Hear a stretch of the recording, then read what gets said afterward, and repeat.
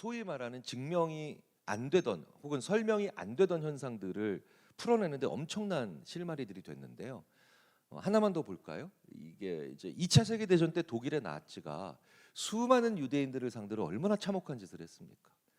그래서 연합군이 유대인 수용소를 개방하고 난 다음에 충격을 받았는데 그 충격은 두 종류였어요. 첫 번째 받은 충격이 당연히 나치의 만행으로 인한 참혹함. 두 번째 충격이 바로 뭐냐?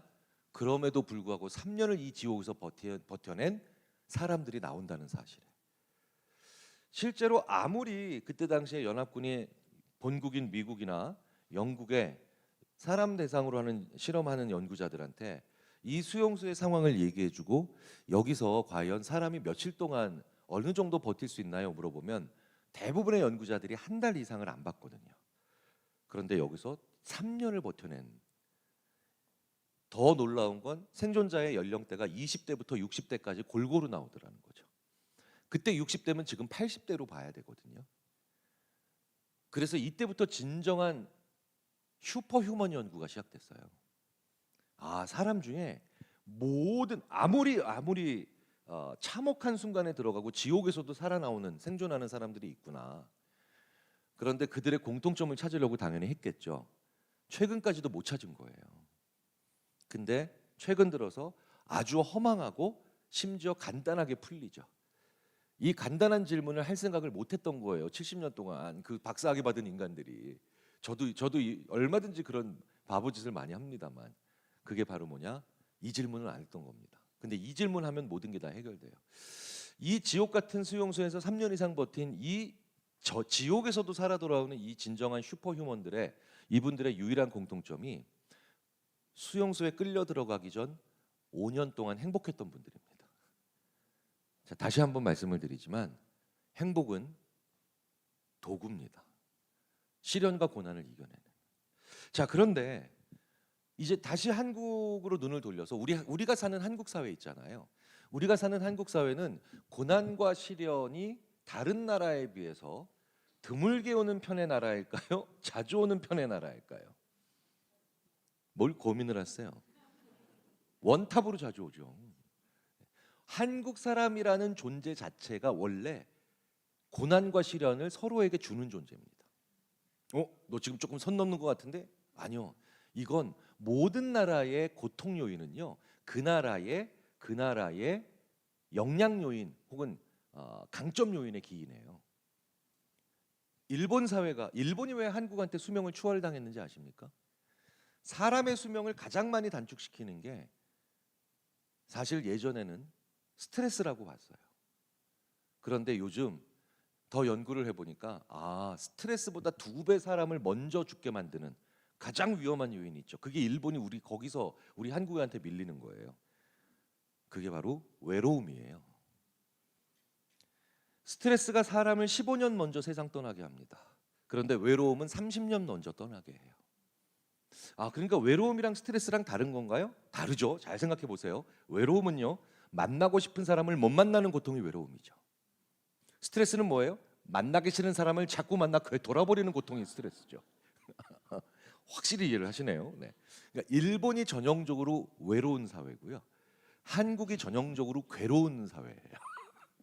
근데 외로운 것보다는 괴로운 게 좀 낫긴 낫습니다.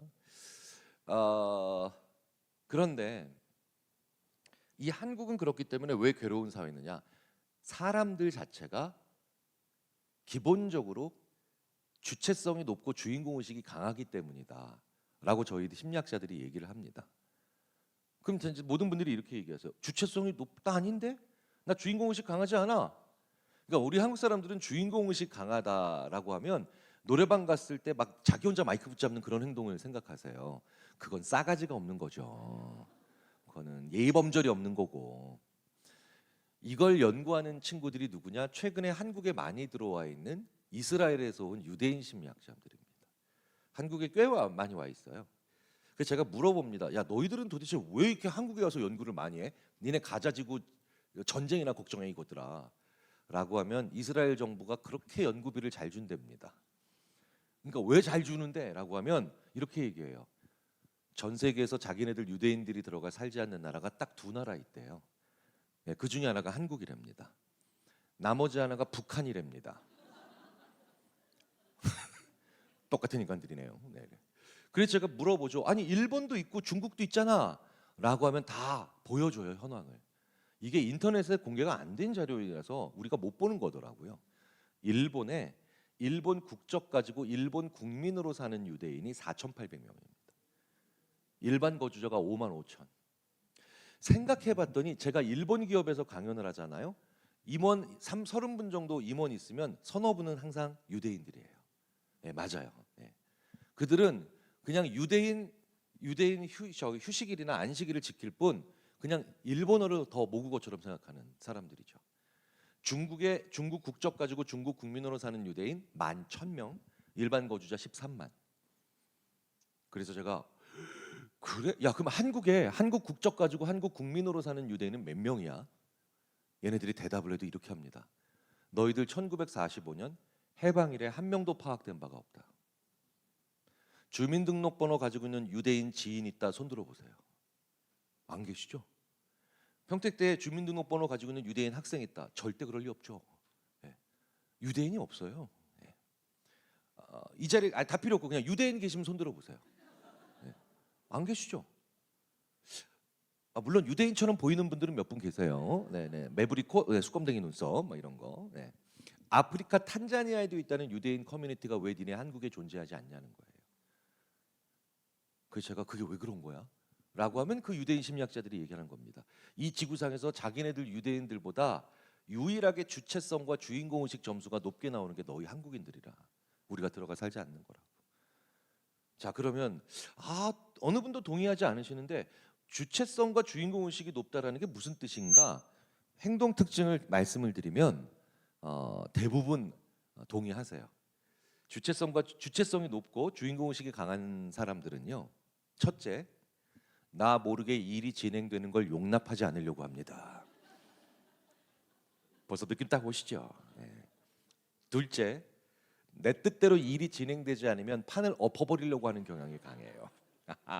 완전 느낌 오시죠? 네. 셋째, 나를 무시했다는 생각이 들면 불같이 화를 내며 심지어 나는 개인이고 사람들은 집단인데도 집단 앞에서 화를 냅니다. 지금 다 표정들이 바뀌셨죠? 당연한 거 아니야? 네, 그렇죠. 네. 그런데 일본의 집단주의 사회에서는 거의 절대 다수의 사람들이 죽을 때까지 한 번도 하지 않는 행동이 이런 행동이에요. 일본의 집단주의적 문화에서 가장 중요한 행동 규범이 뭐냐면 개인은 집단 앞에서 개인의 화를 내지 않는다예요. 우리나라는 시골 동네 할아버지도 뻑하면 사장 나오라 그래, 시장 나오라 그래, 총장 나오라 그래, 다 하죠. 네. 그렇죠. 전 세계에서 이런 나라가 딱 두 나라예요. 한국과 이스라엘. 물론 우리가 훨씬 더 사이즈가 커요. 피켓에. 걔네는 피켓 들고 하는데 우리는 현수막 걸죠. 와 막 이러고. 걔는 막 소리치는데 우리는 메가폰 붙잡고 와 막 이러고. 그렇죠. 예. 그래서 걔네들이 연구를 한 겁니다. 도대체 이 한국인들의 주체성은 도대체 어떻게 생긴 건가? 그리고 얘네들이 결론 내리죠. 유대인의 주체성 들어보셨죠? 우리가 신으로부터 선택받은 유일한 민족이다. 놀라운 주체성이죠. 이것 때문에 전 세계가 미워하는 거예요. 우리가 신으로부터 선택받은 유일한 민족이다. 걔네들이 한국인들은 우리보다 한술 더 뜨는 인간들이구나 결론을 내립니다. 걔네가 뭐라는 줄 아세요? 전 세계에서 이 얘기를 듣고 유일하게 한국 사람들만 이렇게 아무 관심이 없대요. 지금 아무도 화를 안 내세요. 지금 뒤에 계신 몇 분은 뭐 선택됐대 뭐 이러면서 좋겠다 야 픽미업 저녁은 뭐 먹을 거 뭐 이런 생각이 나나? 예. 아무도 신으로부터 선택받은 유일한 민족이라고 하는 유대인의 얘기에 관심이 없는 한국. 너희들은 도대체 누구냐? 연구를 했죠. 걔네들의 결론이 뭔지 아세요? 한국인들은 지들이 직접 신을 선택하는 인간들이다. 심지어 필요하면 그 신을 바꾸기도 하더라. 네. 그래서 놀랍게도 언어 자체가 굉장히 주체적이라서 다른 모든 나라는요. 두렵고 무서울 때 신께 의지해야 되기 때문에 제일 먼저 두렵고 무서움을 느낄 때마다 신을 찾는 문장이 제일 먼저 튀어나오도록 설계되어 있습니다. 영어에서는 그게 뭐겠습니까? 오마이 갓이죠. 다 모든 언어가 그래요. 오로지 한국 사람들만 두렵고 무서울 때 신을 먼저 안 찾죠. 누굴 찾아요? 엄마를 찾아요. 엄마를. 왠지 아세요? 엄마가 신보다 무서워요. 예. 엄마가 신보다 세다니까 어떨 때 보면. 뭐 이런 것도 다 연구해 왔어요. 다른 나라 해병대는 전부 다 표지어가 귀신 같은 해병입니다.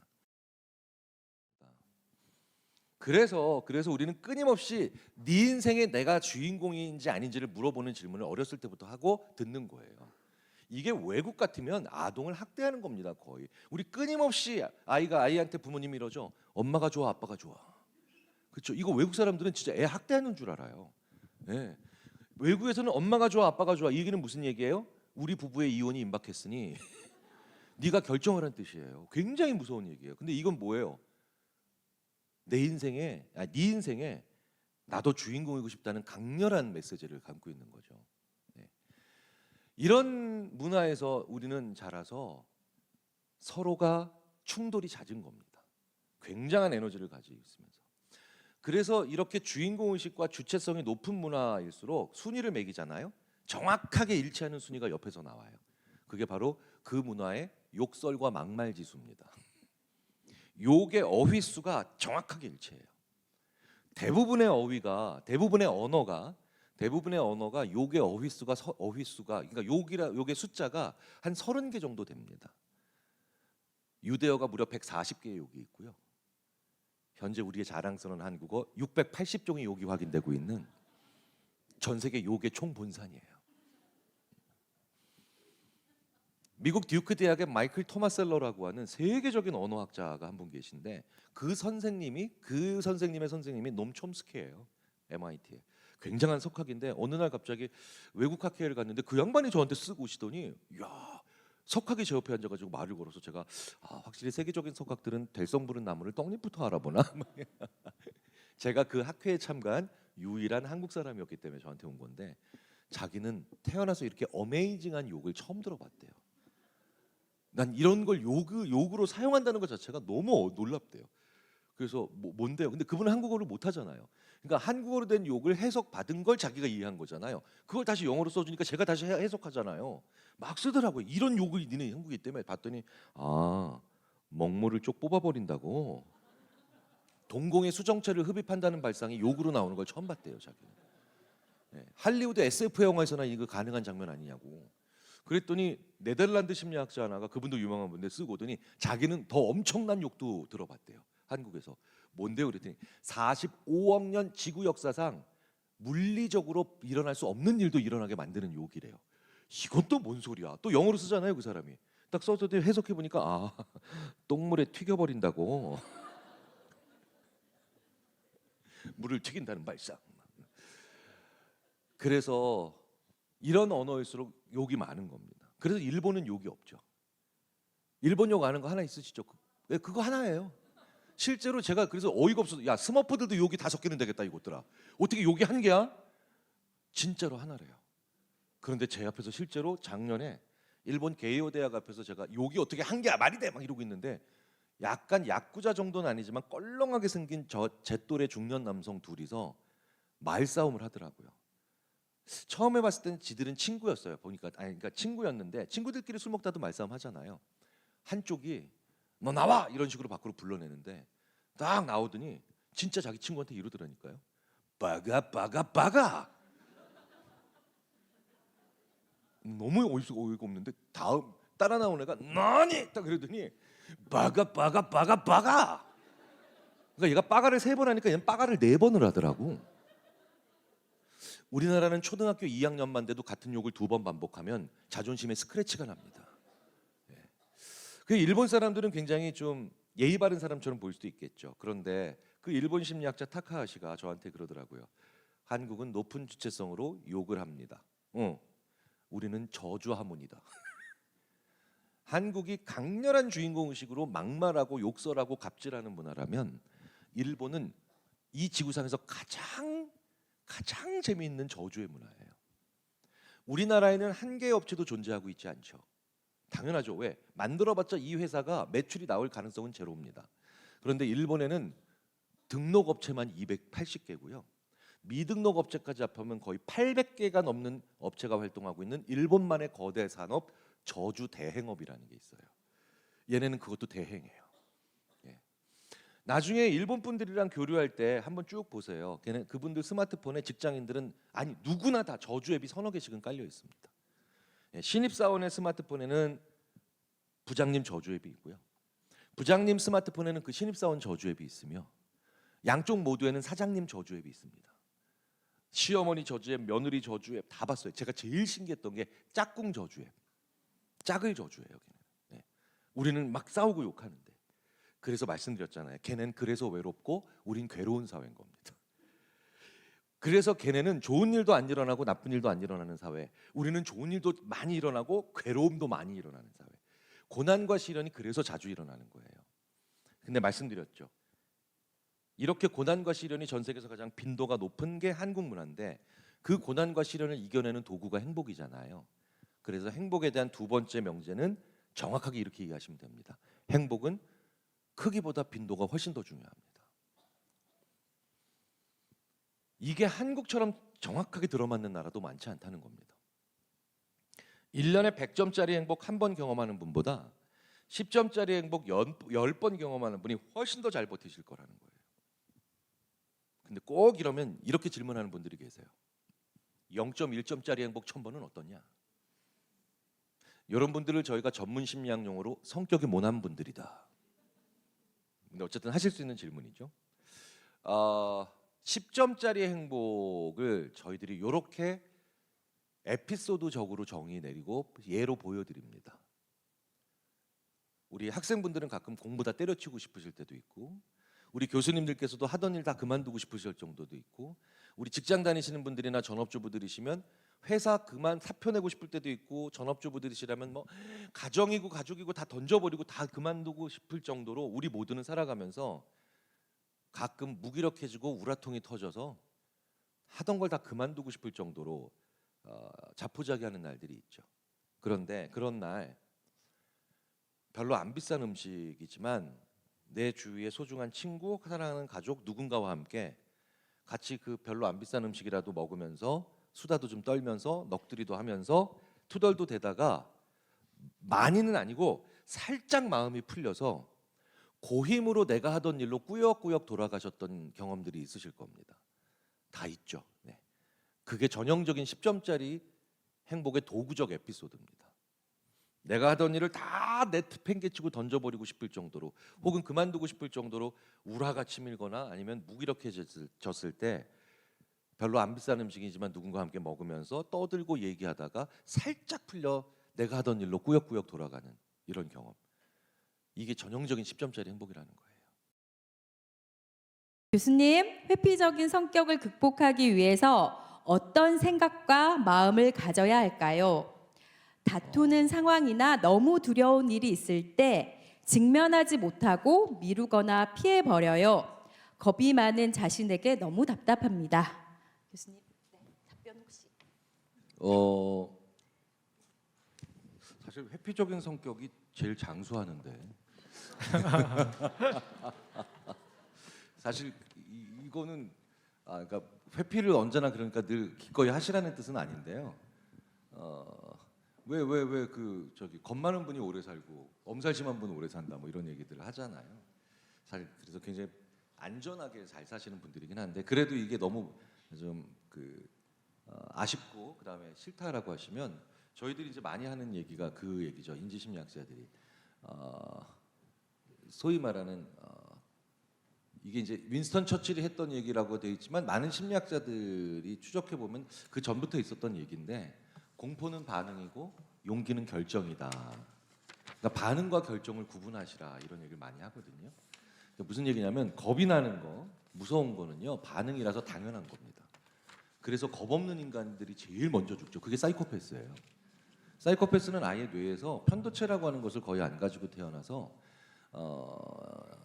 실제로 보면은 겁을 내야 마땅한 상황들이 있죠. 자기 생존이 위협받을 수 있는 그런 상황에서 그러니까 사이코패스들의 대부분이 타살을 짜인 것 같지만 타살 당해 죽습니다. 생각해 보세요. 사이코패스가 있는데 마동석 씨한테 가서 덤비면 그렇죠. 그 영화가 있죠 실제로. 그래서 자연스러운 반응이고요. 겁이 나고 불안하고 이런 때 있을 때 막 도망가고 싶다라고 하는 그런 반응은 반응 자체를 무시하시면 안 돼요. 그런데 그 다음에 뭐라고 돼 있죠? 용기는 결정이다. 그러니까 반응과 용기를 구분하시라는 건 뭐냐면 엄매 무서워. 그러니까 맞서야지. 아 짜증나. 그러니까 풀어야지. 이렇게 언어를 자기의 감정을 솔직하게 말로 하시고 그 다음에 행동을 그럼에도 불구하고 이렇게 해야지라고 자꾸 구분을 하셔야 돼요. 이거는 제가 굳이 회피 이런 장면이 아닌 다른 곳에도 많이 얘기를 하죠. 예전에 제가 한번 언론사에서도 사설에서 제가 공개해드렸는데 장애가 있으신 분들 이동권에 굉장히 관심이 많으신 어떤 기업 부장님이랑 지하철 타고 갔었는데 예전에 지하철 가끔씩 이렇게 막 엄청 연착되고 이럴 때 있잖아요. 그 장애 있으신 분들 왜 하시는 그 집회나 시위 때문에 근데 이분이 그러니까 돌아버리는 거예요. 자기는 그분들의 이동권에 대해서 굉장히 관심이 많은데 그분들로 인해서 내가 막 지금 어디 늦게 생기니까 굉장히 짜증을 내시더라고요. 근데 그때 보면은 대부분 그래서 아씨 하면서 다 뭐야 다들 제정신이 아니야 뭐 이런 식으로 얘기해가지고 오히려 더 힘들어지는 경우 있잖아요. 그래서 제가 그 부장님한테 그랬어요. 마찬가지죠. 반응과 결정을 구분하시라. 부장님 짜증 내세요. 그리고 응원하시면 돼요. 그러니까 이러는 거죠. 아 진짜 왜 이렇게 짜증나 진짜 왜 이렇게 막히고 진짜 화이팅 이렇게 하시라고. 예. 그래서 요걸 구분을 좀 해보시려고 노력하시면 겁을 내는 거 뭐 초조하고 불안해지는 거 당연한 거고요. 그리고 좋은 결정을 내리자라고 하면 조금 더 초점을 맞출 수가 있게 됩니다. 네. 교수님, 인간관계를 바라보실 때 가장 중요시하는 것이 어떤 것인지 알고 싶습니다. 네, 좀 심오한가요? 네, 그러게요. 금방 질문에 사실 그런데 이게 조금 더 생물학적으로 저희는 이제 아무래도 생물학적인 대답을 드리는 심리학자들이라서 요걸 질문을 어떻게 보냐면 모든 협업 관계에서 가장 중요한 게 무엇인가로 보통 얘기를 해요. 왜냐하면 협동하는 게 인간의 가장 중요한 특징이거든요. 이렇게 얘기하죠. 윈윈 돼야 된다. 그러니까 나도 얼마 가져가야 되지만 얘도 얼마 가져가야 돼요. 그럼 윈윈을 잘하는 사람이 누구냐? 청년과 노인을 연구해 보면 청년이 더 잘합니다. 되게 안타깝죠. 나이 들어가는데 우리는. 그럼 왜 안 그럴까? 왜 그럴까 봤더니 청년이 아까 말씀드렸던 것처럼 자기는 무엇을 원하고 가장 중요하게 원하는지를 솔직하게 얘기해서 그래요. 그래야 상대방도 그 얘기를 할 수 있으면서 윈윈이 되거든요. 근데 나이 들어가면서 그걸 잘 얘기를 안 하시죠. 그래서 문제가 생기는 거거든요. 그런데 윈윈 게임 이런 게임을 해보잖아요. 심리학적으로. 근데 가장 최상위 10%는 다 노인이세요. 그분들이 누구예요? 내가 원하는 걸 솔직히 얘기하는데도 품격이 있는 노인인 거죠. 위트까지 있는 거죠. 최고로 좋은 겁니다. 인간관계에서도 마찬가지고요. 저는 그래서 제일 중요하게 보는 건 자기가 무엇을 원하는지를 솔직히 이 인간관계에서 그리고 자기가 챙기고 있는 게 무엇인지를 솔직하게 얘기하면 그러면 저는 이 관계는 최대한 제가 존중하면서 같이 가고요. 저한테 굉장히 이득이 된다 하더라도 자기가 무엇을 취하고 있는지를 잘 솔직히 얘기 안 하려고 하면 굉장히 사람이 진이 빠지거든요. 그리고 대화가 결국은 관계가 산으로 가기가 쉬워져서 그러면 제가 손절하지 않습니다. 거리 둡니다. 어른은 손절하시는 것보단 거리 두기를 더 많이 하셔야 된다라고 제가 말씀을 드리거든요. 저는 그걸 봅니다. 네. 거리두기 굉장히 좋은 팁 주셨습니다. 네, 교수님 아쉽게도 지금 마지막 질문을 너무 근데 아쉽습니다. 이거 교수님. 돌리고 뽑는 게 왜 이렇게 재밌죠? 지금 아마 계속 하더라도 너무 좋은 질문이 많아서 네. 자, 마지막 질문인데요. 마지막 질문인지 아셨나 봐요. 굉장히 질문이 긴데 제가 시간상 조금 요약해서 행복한 삶에 대한 질문하셨는데 두 번째 그래도 좀 도움이 되시라고 불안, 미래에 대한 불안, 걱정을 다스리는 교수님의 방법이 있으신가요? 미래에 대한 불안과 걱정은 저를 포함한 많은 학생들과 사람들이 자주 마주하는 문제라고 생각합니다. 교수님께서는 이러한 불안을 어떻게 극복해 오셨는지 교수님만의 특별한 방법이나 실천하는 원칙이 있으시다면 배우고 싶습니다. 그리고 그 다음 질문이 있어요. 혹시 시간이 되시면 교수님의 삶의 원동력이 무엇인지 궁금합니다. 교수님께서는 오랜 시간 동안 심리학과 교육에 헌신해 오셨는데 교수님의 삶에서 그 열정과 헌신을 가능하게 한 원동력이 무엇인지 궁금합니다. 교수님께서 학생들에게 전하고 싶은 중요한 가르침이 있다면 어떤 것일까요? 질문 내용이 너무 좋은데요. 교수님 기억 못 하시겠죠? 일단 제가 네, 먼저 불안을 다스리는 교수님의 방법이 있으신지, 그다음에 교수님의 삶의 원동력이 무엇인지 궁금합니다라는 질문이었습니다. 미래에 대한 불안 얘기, 우리 학생분들도 그렇지만 저를 어른이라고 표현해도 될지 모르겠지만 우리 어른들도 많이 다 하시죠. 되게 많이 받는 질문이 3월 2일, 3월 3일 혹은 9월 2일, 9월 3일 요 개강날이잖아요.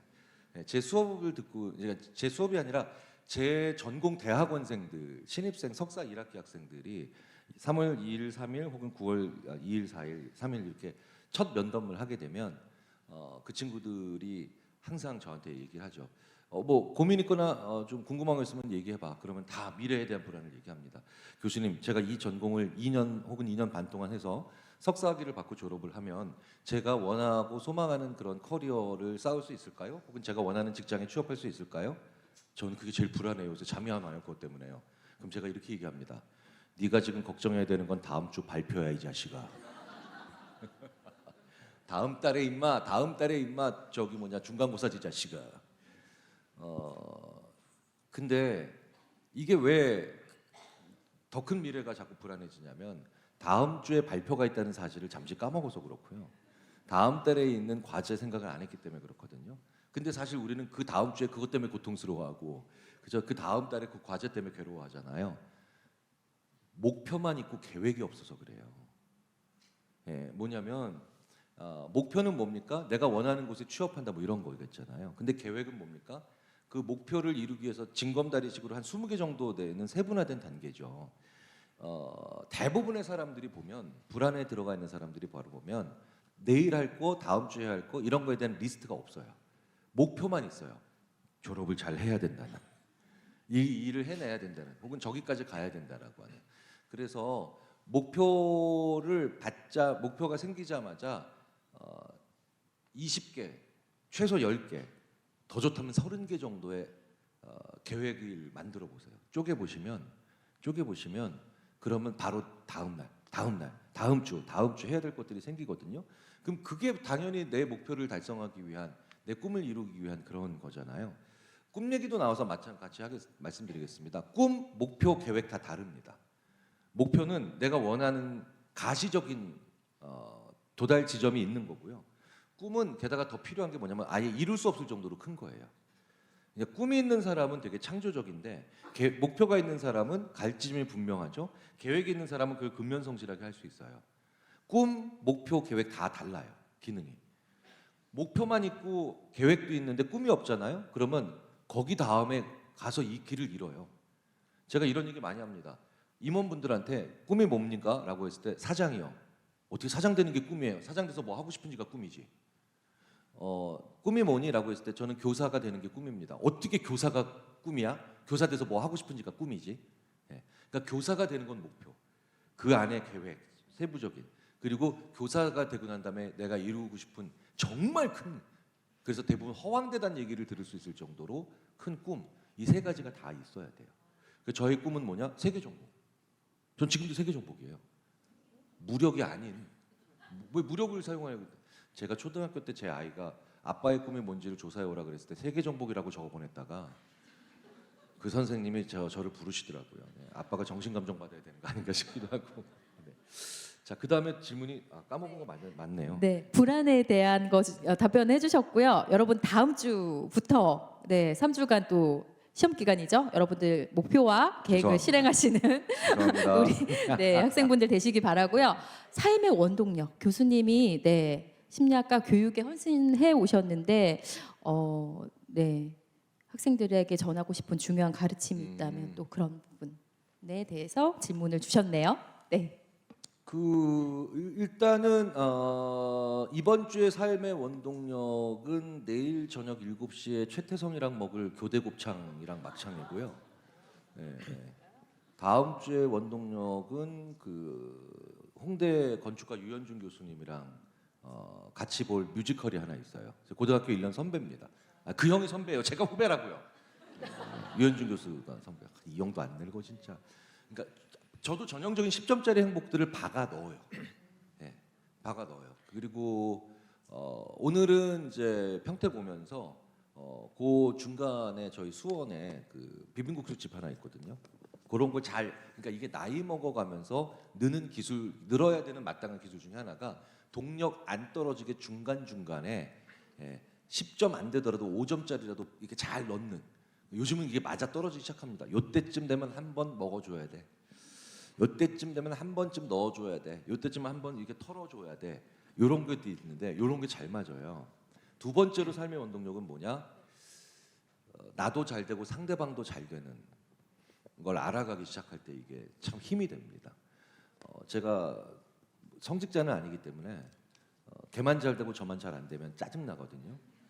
그래서 내가 잘 되는데 다른 사람도 이걸 통해서 잘 되게 만드는 걸 발견할 때, 그거는 한 1000점짜리 행복이고요.